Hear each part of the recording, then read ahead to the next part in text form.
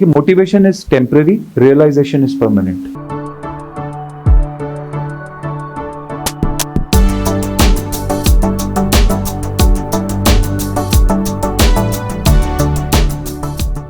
हमें उसकी परेशानी नहीं पता तो हम उसको कहते हैं तुझे काम करना है, पर काम क्यों करना है जब तक हम उसकी सही वजह नहीं बताएंगे वो काम करना शुरू नहीं करेगा। हम कहते हैं ऑफिस का एक कॉन्टेस्ट चल रहा है, तुझे शतकवीर बनना है, पर मुझे क्यों बनना है?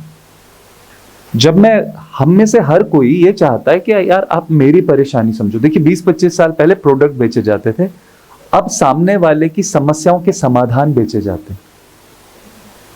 जब तक हम सामने वाले की समस्या, देखिए डॉक्टर और दवाई बेचने वाले में क्या फर्क है? दवाई बेचने वाला कहता है कॉम्बीफ्लेम ले लो, डॉक्टर कहता है पहले मुझे तुम्हारी परेशानी समझने दो, उसके बाद बताऊंगा दवाई क्या है।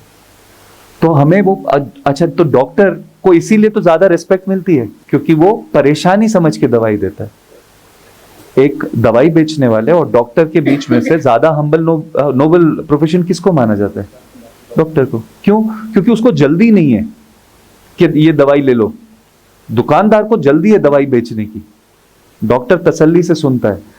हम जब तक एजेंट की परेशानी नहीं समझेंगे तो हम उसे मोटिवेट किस तरीके से करेंगे? मोटिवेशन का मतलब क्या है? देखिए motivation is temporary, realisation is permanent. जिसको रियलाइज हो जाता है, मोटिवेशन आप आज मोटिवेट करेंगे ब्रश की तरह, आज किया फिर कल सवेरे करना पड़ेगा। रियलाइजेशन उसको यह समझ में आना चाहिए कि सर जो मुझे कह रहे, देखो यार तुम्हारा बेटा बड़ा हो रहा है, मैं तुम्हारे बड़े भाई की तरह हूं, तुम्हारा बेटा बड़ा हो रहा है, इसको अच्छे स्कूल में डालोगे, इतने पैसे लगेंगे, तुम्हारे पास हैं, तो भाई हमें कुछ करना पड़ेगा।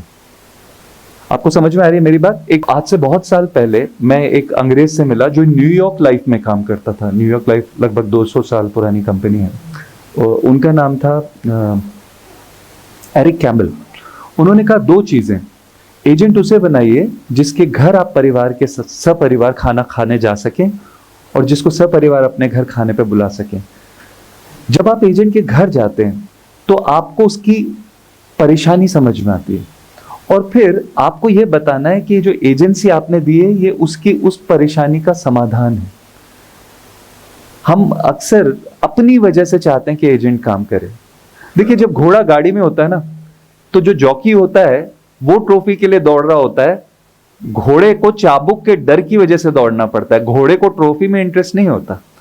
तो अगर आप चाहें कि वो शतकवीर, ये आपकी वजह हो सकती है या उसकी भी हो सकती है, लेकिन हमें समझना पड़ेगा कि वो क्यों दौड़ेगा।